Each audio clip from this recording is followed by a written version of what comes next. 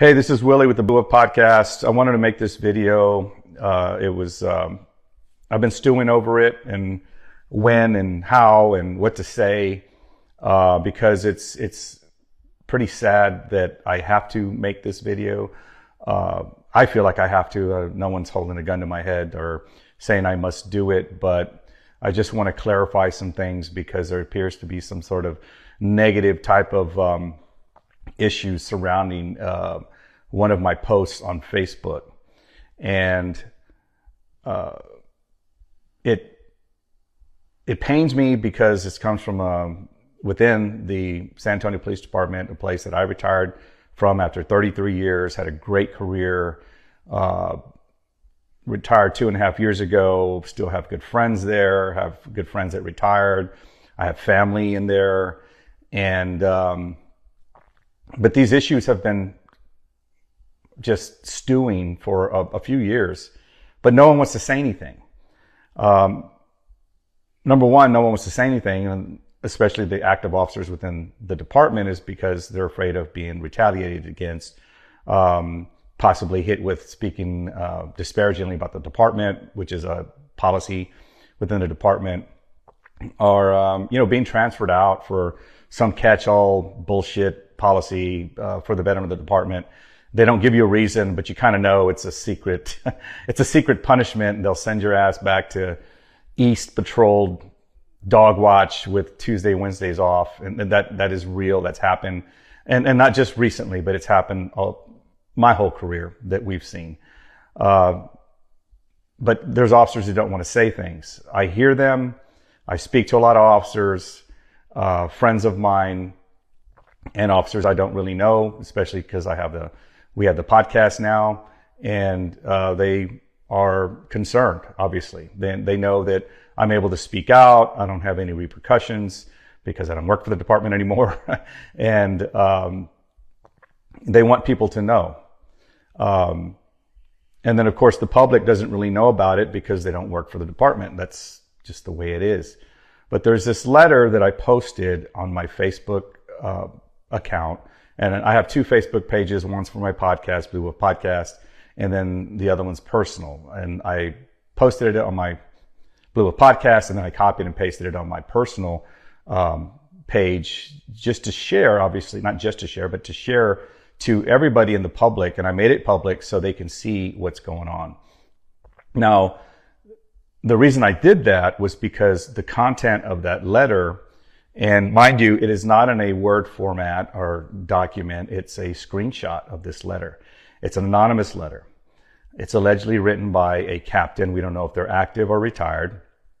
They wouldn't sign it. It's not signed. We don't know if they're male or female. But to me, that letter echoed 3 other documents that I've seen already within the past few years. So the contents of that letter and the issues are not new.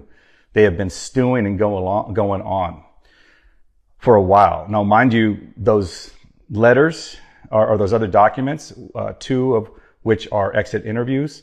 One's a reverse exit interview, and one's just an email by retired management. They were sent to the city managers and the San Antonio Police Officers Association president. And the only one that ever responded to any of those that were sent was the assistant city manager, Maria Villagomez. And all she said was, got it. The association president didn't respond to it. Didn't even say got it. They didn't even give him that courtesy. These retired deputy chiefs and lieutenants just didn't say anything. To me, that's pretty disrespectful. They're great guys. I know them. They retired in good standing. There were good leaders that were there. But this letter echoes what they put in those documents themselves. Now, those have been seen too by certain people. They're not aired out there so much like this letter.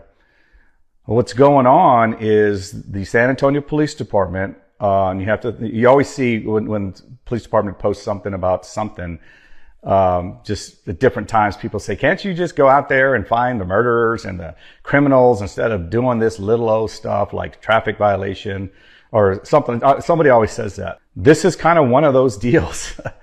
They are wasting a lot of time and effort on trying to find out who wrote that letter, for one. And number two, now they're going after the people who shared that letter with with each other. So mine, and I won't say it is the most visible one out there. It may be because I posted it on Facebook. No one else has. They're looking at my page. They were going through the people that have a response to it, likes. You can like, love, laugh, wow, be upset, be sad about different posts.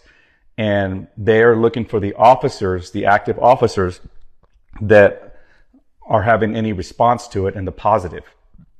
And they're contacting their management and they're asking them to write a report, which is what they call a 200 OR, 200 officer report. That's what OR stands for. And it's the lower level kind of a rank document for these officers to write in response to, and I don't even know what the allegation is, liking this post, and it's my post on that letter. No comments, it's just liking it. And of course, we all thought we had freedom of speech. Many officers believe, and as I just mentioned, that we really don't at different times. We can't say what we want to say because we have our own professional opinions about things, and especially the inner workings of the police department. Because if it sounds disparaging, then we're in trouble, or they're in trouble. But that's one thing, and I'm learning that more and more officers are being called in for it. That's just the beginning, and I want to know if they get called to internal affairs. And my advice to you all, if you do, and you get called into internal affairs, you take a CLEAT attorney or some attorney, because I believe this is a violation of your rights. Again, just for liking a post. It's not racial. It's not homophobic. It's not transphobic. It's a post that's true. And that's why everybody is sharing it, because it is all true. And some of it's subjective, mind you. But it's concerning because that's not what people would expect the police department or how the police department should be run. And especially, it's not even professional, to tell you the truth. And people that take pride, especially the upper management, that take pride in their positions and work hard to get where they want, they expect some professional inner workings, and because that's what they hold themselves to. And these other documents that you'll see, or that are out there, do express that very much so, and it's sad. But so it's bad enough that they're going after the officers that like the post. I'm hearing of others where they're going after an officer because their spouse liked the post on their personal account, not even a joint account, which is a pure witch hunt on that. And that is not speculation, it is true. So, in response, because of the department just being ridiculous about it, they're not even concerned about trying to fix the issues in those documents. They're concerned about trying to silence the person or people that are putting it out. That's some Biden era Democrat bullshit to do that, to silence these facts that are coming out. And like people think, doesn't the department have, for one, they should fix it. And two, don't they have better things to do? So I am going to post that friggin' letter every single fucking day, because I can. And I hope so many people see it and they read it and they're concerned. And if you're a citizen of San Antonio, contact your council people, because you should, you can, and say, hey, look, this is not what we expect.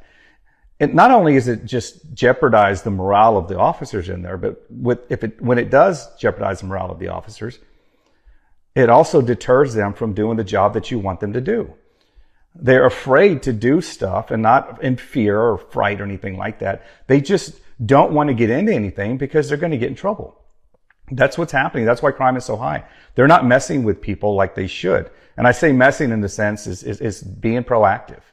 They're not looking at some idiot with his pants sagging, looking suspicious, walking around, coming from some place that they shouldn't be coming from, and stopping them, because I might get in trouble and get suspended and possibly fired, which is what the chief has been doing. And these officers are getting their jobs back. Everybody's going into self-preservation mode. So that's what I wanted to say. Look at my post, check out the letter, and you determine what you think about it.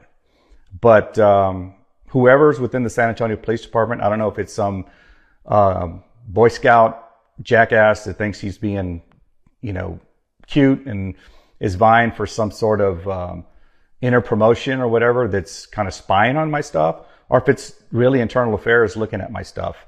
Again, it's public, so I don't give a shit. If you hear this too, dude, be a cop. This right here is something that should concern you too. And don't think that you're immune from being affected by it.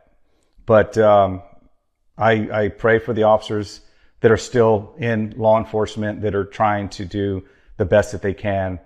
You join this, your calling and true calling to do good for the community, and do as best as you can, but just be safe. Appreciate y'all listening.